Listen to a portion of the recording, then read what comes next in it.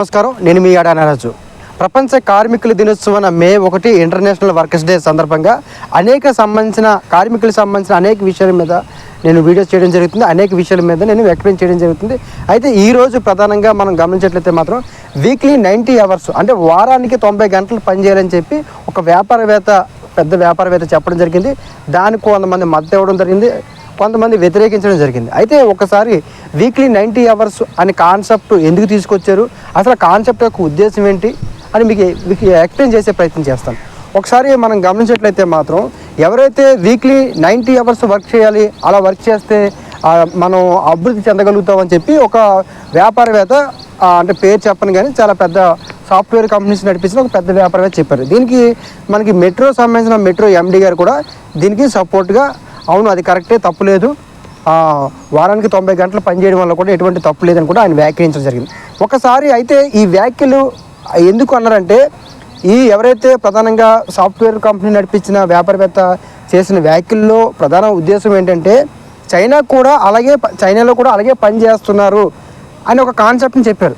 చైనాలో కూడా అదే రకంగా 90 గంటలు పనిచేస్తున్నారు వీక్లీ అని చెప్పి ఒక కాన్సెప్ట్ చెప్పారు. ఒకసారి మనం గమనించేట్లయితే మాత్రం వర్కింగ్ అవర్స్ అంటే పనిచేసే సమయాన్ని బట్టి సక్సెస్ ఉంటుందా ఉండదా. ఒక ఎగ్జాంపుల్ చెప్తాను. మా తాతగారు 18 గంటలు పనిచేసేవాళ్ళు. మా నాన్నగారు చెప్పారు 18 గంటలు ఆయన పూర్తిగా వ్యవసాయం అంటే పొలాల్లోనే ఉండేవాళ్ళంట. పూర్తిగా వ్యవసాయంలోనే రోజు 18 గంటలు ఉండేవాళ్ళంట. 18 గంటలు పూర్తిగా పొలాల్లోనే ఉండేవాళ్ళంట. మిగిలిన 6 గంటలు ఇంటికి రావడం, భోజనం చేయడం, మళ్ళీ వెళ్ళిపోయి అలాగా 18 గంటలు ఉండేవాళ్ళంట. మా తాతగారు రైతు సంఘం నాయకులకి కూడా పనిచేశారు. అయితే మా నాన్నగారు 15 గంటలు పనిచేసేవాళ్ళు. అంటే బయట వర్కులు చేసేవాళ్ళు, అదేవిధంగా వ్యవసాయ వర్కులు చేసేవారు. 2 చేసేవారు. మా నాన్నగారు అయితే వ్యవసాయం చేసేవాళ్ళు, బయట వర్క్ చేసేవారు, 2 వర్కులు చేసేవారు. మా తాతగారు మాత్రం ఓన్లీ వ్యవసాయం చేసేవాళ్ళు. రైతు సంఘం సంబంధించిన నాయకుడిగా మా తాతగారు ఉన్నారు. అయితే ఇప్పుడు నేనేం చేశానంటే 12 గంటలు డ్యూటీ చేశాను. నేను 16 సంవత్సరాల వయసు నుంచి నేను 12 గంటల డ్యూటీ పనిచేశాను.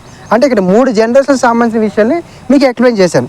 అదేవిధంగా ఒకసారి ఇండస్ట్రియల్ ఏరియా పాలసీ చూసినట్లయితే మాత్రం చైనాలో అంటే కేవలం వర్కింగ్ అవర్స్నే బేస్ చేసుకొని సక్సెస్ అయిపోతారు, జీడిపి పెరుగుతుంది అనేది కాన్సెప్ట్ పూర్తిగా తప్పు.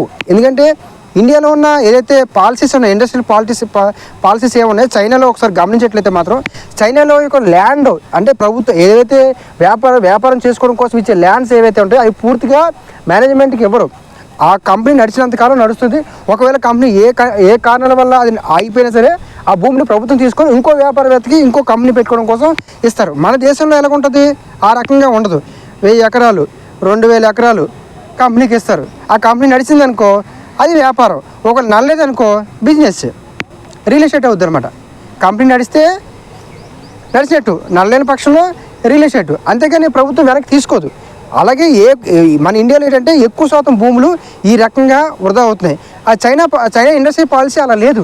చైనాలో ఇండస్ట్రీ పాలసీ అలా లేదు. ఏ భూమి కూడా వృధా కాదు, ఇండస్ట్రీకి ఇచ్చిన ఏ భూమి కూడా వృధా కాదు. ఒకవేళ ఏదో కారణాల వల్ల ఆ ఇండస్ట్రీ రన్ చేయకపోతే ఏదో నష్టాలు వచ్చి మూసేసినట్లయితే మాత్రం ఖచ్చితంగా ఆ ఇండస్ట్రీ ఆ ప్లేస్ని, ఆ స్థలాన్ని ఇంకో వ్యాపారవేత్తకి, ఇంకో ఇండస్ట్రీ పెట్టే వాళ్ళకి ఇస్తారు, లేదా కొత్త వ్యక్తికి, యూత్కి, అలాంటి వ్యక్తులు కూడా ఇస్తారు. కాబట్టి పాలసీ అనేది ఒక దేశంలో ఇంతకాలం ఇన్ని అవర్స్ వర్క్ చేస్తారు కాబట్టి అదే అన్ని అవర్స్ మనం పనిచేస్తే సక్సెస్ అయిపోతాం, జీడిపి పెరుగుతుంది అనేది అంటే వాళ్ళు ఎక్స్పెక్ట్ చేసి ఉండొచ్చు, వాళ్ళ అన్న ఉద్దేశంలో ఏం తప్పులేదు. కానీ అదే పాలసీ విధానంలో కూడా ఉంటుంది కదా. అదేవిధంగా ఒకసారి మనం గమనించేట్లయితే మాత్రం ఇండస్ట్రీ ఏరియాలో అంటే నేను ప్రైవేట్ ఎంప్లాయీగా పనిచేసినప్పుడే 2016-15 ఆ టైంలో కూడా నేను సిఎన్సి మిషన్ ఆపరేటర్గా పనిచేశాను. మిషన్ ఆపరేటర్గా పనిచేసిన టైంలోనే ఈ ప్రొడక్షన్ శాతం పెరగట్లేదు, ప్రొడక్షన్ రేట్ ఇంకా పెరగట్లేదు, ఇంకా వేగంగా పనిచేయాలి, ఇంకా గంటకి ఇంకా 30 పీసులు చేయాలి అని 8 అవర్స్కి ఇన్ని పీసులు చేయాలని లెక్క కౌంటింగ్ చేసేవారు. ఇలా కాదు, ఇంకొక 5 years తర్వాత రోబోలు వచ్చేస్తే ఇంకా ఆపరేటర్లు ఎవరు అవసరం లేదు, ఎంప్లాయీస్ ఎవరు అవసరం లేదు, మిషన్ ఆపరేటర్లు కూడా ఎవరు అవసరం లేదు, వెల్డింగ్ సెక్షన్లో కూడా వెల్డర్ కూడా అవసరం లేదని చెప్పారు. కానీ ఇన్ని సంవత్సరాలు అంటే 8 సంవత్సరాలు దాటిన దగ్గర కూడా రోబోలు రాలేదే. ఎందుకు రాలేదంటే ఒక రోబో కాస్ట్ 10 లక్షలు, ఒక కాస్ట్ 10 లక్షలు. అదేవిధంగా దాని యొక్క life time 10 years. Robo cost 10 లక్షలు, దాని లైఫ్ టైం 10 years. అదేవిధంగా దానికి అంటే ఏదైతే 12 గంటలు పనిచేస్తారు కాబట్టి ఈ 12 గంటలకి 1000 నుంచి 1500 వరకు కరెంట్ ఛార్జ్ అవుతుంది ఒక రోబోకి. అంటే ఒక ఎంప్లాయ్కి ఇప్పుడు ఎంత ఇస్తున్నారు, 800 నుంచి 1000 రూపాయలు ఇస్తారు. 1000 రూపాయలు 700 నుంచి 800 ఇచ్చేవాళ్ళు ఉన్నారు, 1000 రూపాయలు ఇచ్చేవాళ్ళు. అంటే అది సేవ్ అయినట్టే కదా. అంటే ఇప్పుడు ఈ రోబోకి ఎంత అవుతుంది, కరెంటు 45,000 అవుతుంది.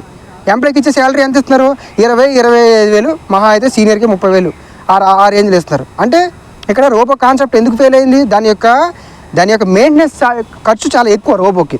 అదేవిధంగా హ్యాండ్ రోబో తీసుకొచ్చారు. హ్యాండ్ రోబో మనకి విశాఖపట్నం అచ్చాపురం ఇండస్ట్రియల్ ఏరియాలో ఉంది. హ్యాండ్ రోబోస్ చాలా ఉన్నాయి, వెల్డింగ్ సెక్షన్లో బాగా ఉపయోగిస్తారు. 2010-11లోనే తీసుకొచ్చారు. దీని కాస్ట్ 30 లక్షల నుంచి 50 లక్షల వరకు ఉంటుంది ఈ రోబో 12 గంటలు పనిచేస్తే 12 గంటలకి 6,000 నుంచి 12,000 వరకు కరెంట్ ఛార్జ్ అవుతుంది. ఒక రోజుకి 6,000 నుంచి 12,000 రూపాయల వరకు కరెంట్ ఛార్జ్ అవుతుంది. ఏది మనకి వెల్డింగ్ సెక్షన్లో వెల్డింగ్స్ అదే జాబ్ ఫిట్ చేసుకొని అదే వెల్డింగ్ కొట్టుకుంటుంది. కాబట్టి ఈ రోబో సంబంధించిన కాస్ట్ ఎక్కువ ఉంది. అదేవిధంగా దాని కరెంట్ ఛార్జ్, దాని మెయింటెనెన్స్ ఎక్కువ ఉంది. కాబట్టి రోబోలు తీసుకురాలేదు. లేదంటే మాత్రం ఖచ్చితంగా వీళ్ళు ప్రొడక్షన్ టార్గెట్ కోసం ఖచ్చితంగా రోబోలు తీసుకొచ్చేవాళ్ళు. ఒక మనిషి కంటే ఒక రోబో కాస్ట్ తక్కువ అయినప్పుడు ఖచ్చితంగా రోబోలు తీసుకొచ్చి కూర్చోబెడతారు. ఏ సాఫ్ట్వేర్లో కూడా రోబోలు తీసుకొచ్చి కూర్చోబెడతారు. ఎప్పుడు ఈ రోబో కాస్ట్ తక్కువ అయినప్పుడు. కానీ ఈ రోబో కాస్ట్ ఎక్కువ ఉంది, మెయింటెనెన్స్ ఎక్కువ ఉంది, లైఫ్ టైం తక్కువ ఉంది. ఒక రోబో లైఫ్ టైం అంటే 10 సంవత్సరాలు మాత్రం పనిచేస్తుంది, తర్వాత ఆ రోబోని డిస్కనెక్ట్ చేయాల్సిందే. కానీ మనిషి అలా కాదు కదా. మనిషి ఒక ఎంప్లాయ్ 30 సంవత్సరాలు సర్వీస్ చేస్తున్నాడు. ఒక ఎంప్లాయీ 28 సంవత్సరాలు వయసులో జాబ్ సంపాదిస్తే 58 సంవత్సరాలు రిటైర్మెంట్ అవుతారు. అంటే ఒక మనిషి 28 సంవత్సరాలు పనిచేస్తున్నాడు. ఒక రోబో 10 సంవత్సరాలు లైఫ్ టైం. అంటే 28 సంవత్సరాలు మనిషి కావాలా, 10 సంవత్సరాలు రోబో కావాలా? అదేవిధంగా కరెంట్ ఛార్జ్ దానికి వచ్చిన మెయింటెనెన్స్ ఎంత అవుతుంది, ఈ ఎంప్లాయీస్కి మెయింటెనెన్స్ ఎంత అవుతుంది. కాబట్టి ఈ రకంగా చూసుకున్నట్లయితే మాత్రం మన భారతదేశంలో రోబోలు తీసుకొచ్చిన ప్రయత్నాలు చేశారు. కానీ దాని మెయింటెనెన్స్ కావచ్చు, దాని ఖర్చు కావచ్చు, అదేవిధంగా దాని లైఫ్ టైం కూడా తక్కువ కాబట్టి తీసుకురాలేకపోయారు. కాబట్టి ఏదైతే మనకి వీక్లీ 90 అవర్స్ అని కాన్సెప్ట్ ఉందో, ఒక దేశ అభివృద్ధి కోసం, జీడిపి కోసం కష్టపడడం తప్పలేదు. కానీ అట్ ద సేమ్ టైం ఈ కష్టపడిన కార్మికులకి, ఈ కష్టపడి పనిచేసిన ఎంప్లాయీస్కి ఇప్పుడు మన భారతదేశంలో ప్రపంచంలో 2వ ప్లేస్లో ఉంది. చైనా తర్వాత శ్రమ దోపిడీ భారతదేశంలో ఎక్కువ జరుగుతుంది. అదేవిధంగా లైఫ్ టైం వీళ్ళ యొక్క జీవితకాలం అనేది తగ్గిపోతుంది. తక్కువ వయసులోనే ఎంప్లాయీగా పనిచేసిన ఎక్కువ మంది రిటైర్మెంట్ తర్వాత ఎక్కువ కాలం జీవించలేకపోతున్నారు. వీళ్ళ యొక్క జీవన విధానం మారిపోయింది. కాబట్టి ఇవన్నిటిని కూడా అబ్జర్వేషన్ చేసుకోవాలి తప్ప కేవలం చైనాలో 90 అవర్స్ పనిచేశారు కాబట్టి వీక్లీ మనం పనిచేస్తే సక్సెస్ అయిపోతాం అనే కాన్సెప్ట్ ఏదైతే ఉందో అది పూర్తిగా తప్పు. ఎందుకంటే అన్ని అంశాలని మనం పరిశీలించాలి, కేవలం ఒక అంశాన్ని పరిశీలించకూడదు. ఎవరో 90 కిలోమీటర్లు పరిగెట్టారు గంటకని చెప్పి మనం పరిగెట్టగలుగుతామా? కాబట్టి వాళ్ళకున్న స్ట్రెంత్, వాళ్ళకున్న వయసు, వాళ్ళకున్న ఎక్స్పీరియన్స్ ఇవన్నీ ఉంటాయి. అదేవిధంగా చైనా జీడిపికి కేవలం, చైనా ఎదుగుదలకి కేవలం ఈ 90 అవర్స్ అనే ఒకటే కాదు కదా. కాబట్టి ఏదైతే ఎంప్లాయీస్తో మనం పని చేసుకుంటామో, పని చేస్తామో, వాళ్ళ లైఫ్ టైం కావచ్చు, వాళ్ళ సెక్యూరిటీ కావచ్చు, వాళ్ళకి మనం ఏమి ఇస్తున్నాం అనేది కూడా ఉండాలి. ఆ రకంగా ఉన్నప్పుడే దేశం అభివృద్ధి చెందుతుంది, జీడిపి పెరుగుతుంది. కాబట్టి ఈ 90 అవర్స్ పని చేయడానికి కూడా చాలామంది వ్యతిరేకించారు, కొంతమంది పాజిటివ్గా స్పందించారు. పని చేయడానికి ఎవరు వ్యతిరేకం కాదు. కానీ ఈ పనికి తగ్గ ఫలితం అనేది ఆ ఎంప్లాయ్కి ఇవ్వగలిగితే, ఈ పనికి తగ్గ ఫలితం ఆ కుటుంబానికి ఇవ్వగలిగితే ఖచ్చితంగా పని చేయడానికి సిద్ధంగా ఉంటారు. గతంలో పని చేయలేదా? ఇప్పుడు పని చేయకుండానే మన భారతదేశం ఇంత 140 కోట్లు ఉన్న భారతదేశంలో ఎక్కువ శాతం 70 కోట్ల మంది పైగా కార్మిక వర్గం ఉంది. టెక్నాలజీ తక్కువ ఉన్నా సరే మన ఇండస్ట్రీ మన దేశం ప్రపంచ దేశాలతో పోటీ పట్టలేదా? టెక్నాలజీ తక్కువ ఉంది. చైనా టెక్నాలజీ ఉపయోగించింది. కాబట్టి టెక్నాలజీ ఉపయోగించాలి. అదేవిధంగా ఇండస్ట్రియల్ పాలసీని విధానం మార్చుకోవాలి. అనేక అంశాలు ఉంటాయి. దేశ జీడిపి మారాలంటే చైనాలాగా 90 గంటలు పనిచేస్తే కాదు. అనేక అంశాలు ఉంటాయి. ఇండస్ట్రియల్ పాలసీస్ విధానం ఉంటుంది. కొత్త వాళ్ళకి ఏదైతే మనకి యంగ్స్టర్స్కి ప్రభుత్వం నుంచి ఇండస్ట్రీస్ పెట్టించే విధానం ఉంటుంది. స్మాల్ స్కేల్ ఇండస్ట్రీస్, ఇవన్నీ అనేక అంశాలు ఉంటాయి. కేవలం ఒక 90 అవర్స్ పనిచేస్తే మనం చైనాలాగా మనం జీడిపిలాగా డెవలప్ అయిపోతామంటే అది తప్పు. మన దేశంలో చాలా ఇబ్బంది పడుతున్నారు. రిటైర్మెంట్ అయిన ఎంప్లాయీస్ వాళ్ళ లైఫ్ టైం చూస్తే చాలా ఘోరంగా ఉంది.